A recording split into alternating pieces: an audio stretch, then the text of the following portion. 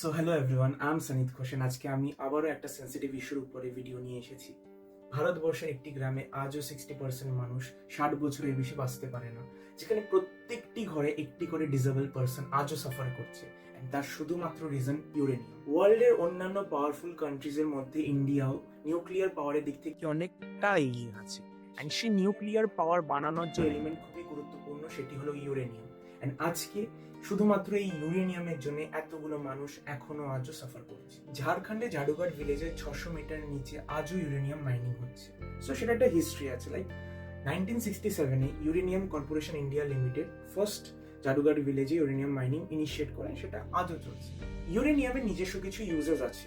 Uranium medical equipments বানানোর জন্য use করা হয়, ইউরেনিয়াম ইন্ডাস্ট্রিয়াল সেক্টরে ইউজ করা হচ্ছে, ইউরেনিয়াম নিউক্লিয়ার পাওয়ার জেনারেশনের জন্য ইউজ করা হচ্ছে। সো ইউরেনিয়ামটাকে এক্সট্রাক্ট করার পর সেটাকে হায়দ্রাবাদে পাঠানো হতো, যাতে সেটা আরো রিফাইন ওয়েতে ইউজ করা যেতে পারে। অ্যান্ড একটা ইউরেনিয়াম যখন মাইন করা হয়, তার থেকে কিছু ওয়েস্ট পার্টিকেলস বের হয়। এবার সেই ওয়েস্ট পার্টিকেলস গুলো খুবই রেডিও অ্যাক্টিভ হওয়ার কারণে সেটাকে পাশেরই একটি লেকে ডাম্প করে দেওয়া হয়। এবার বৃষ্টি হওয়ার কারণে বা উইন্ড ফ্লোর জন্য সেই পার্টিকেলস গুলো এয়ারের সাথে এবং ওয়াটারের সাথে মিক্স হয়ে গেল। সেই গ্রামের মানুষরা যখন সেই এয়ার এন্ড ওয়াটার কনজিউম করা শুরু করলো, তাদের মধ্যে বিভিন্ন রকমের প্রবলেমস দেখা দিল, যেরকম still birth, infertility, neurological problems, heart diseases, cancers etcetera. সেটা একটা অনেক বড় লিস্ট হয়ে যাবে, যেটা আজও কন্টিনিউ করছে, হয়তো ফিউচারেও তাদের নেক্সট জেনারেশনের কাছেও সেটা কন্টিনিউ। যখন আমি আমার রিসার্চটাকে কন্টিনিউ করলাম, আমি আরো যখন এই জিনিসটার ভেতরে ঢুকলাম, তখন কিছু জিনিস এরকম ডিস্টার্বিং দেখতে পেয়েছি, যেগুলো আমি এই ভিডিওর মধ্যে অ্যাটাচ করে দেবো। বাচ্চাদের হেড সাইজ অনেকটা বেড়ে যাচ্ছে, কাউ 7টা আঙুল, কেউ হাঁটতে পারছে না, কেউ কথা বলতে পারছে না। People are unsound mind over there. বাচ্চারা ইম্যাচিওর, এখনো তাদের সেই গ্রোথটা হচ্ছে না। ডিসেবল পার্সনস অনেক পরিমাণে সেই জায়গায় আছে। মানুষের স্কিন ডিজিজেস এখনো হচ্ছে। অ্যান্ড খুবই ডিস্টার্বিং ছিল সেই জিনিসগুলো। অ্যান্ড একটা খুবই আনফর্চুনেট এরিয়া বা unfortunate thing is that government এখনো সেই পরিমাণে কোনো ইনিশিয়েটিভ ক্রিয়েট করেনি। Though certain compensations have been given, like 50,000, 60,000, but it is equivalent to an person's life.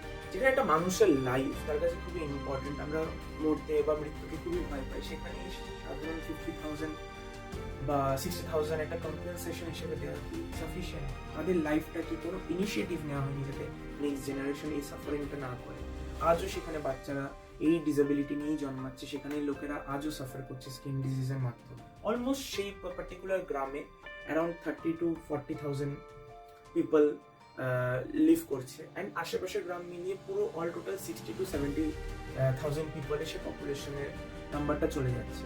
And almost তাদের মধ্যে 20,000 to 25,000 পিপল সাফার করছে আজ। অ্যান্ড প্রত্যেকটা ফ্যামিলিতে যদি একজন করে ডিসেবল থাকে, তাহলে আমরা বুঝাই যায় সেই গ্রামে কি অবস্থা বা সেই আশেপাশের গ্রামের কি অবস্থা। কিছু মাস আগ অব্দি বা কিছু দিন আগ অব্দি আমিও এই গ্রামটার বিষয়ে জানতাম না, হয়তো আপনারাও সেই গ্রামটার বিষয়ে জানতেন। আমার মনে হয়, যেটা আমার পার্সোনাল ওপিনিয়ন, এই বিষয়টার উপরে গভর্নমেন্টকে কিছু ইনিশিয়েটিভ নেওয়া উচিত, তাদেরকে রিসেটেল করা উচিত, সেই মাইনিংটার উপরে কিছু রেগুলেশনস আনা উচিত। কিছু রেগুলেশনস আনা হয়েছিল, বাট সেটা কতটা এফেক্টিভ আমরা সেটা এখনো জানি না। কারণ এখনো সেই কেসেসগুলো বেড়ে চলেছে। আজও মাইনিং হচ্ছে, মানুষ আজও সাফার করছে ওখানে, কেউ কাজ করছে, কেউ বাধ্য হয়ে থাকছে। কারণ ইকোনমিক ইনস্টেবিলিটি এতটাই আমাদের কান্ট্রিতে, হয়তো কেউ তাদের এই গ্রামের বাড়িটা ছাড়লে শহরে গিয়ে থাকতে পারবে না, তাদের কাছে সেই সাফিসিয়েন্ট ফান্ডটা নেই বা ইকোনমিক স্টেবিলিটিটা নেই।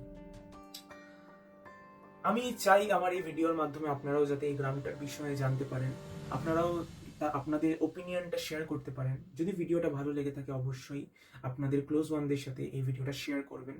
চ্যানেলে নতুন এসে থাকলে অবশ্যই সাবস্ক্রাইব করে দেবেন। আপনার যদি কোনো ওপিনিয়ন থাকে বা কিছু যদি ইমপ্রুভমেন্টের জায়গা থাকে, অবশ্যই সেটা কমেন্ট ডাউনে লিখবেন। And stay connected. Thank you, that's all. Jai Hind, Jai Bharat.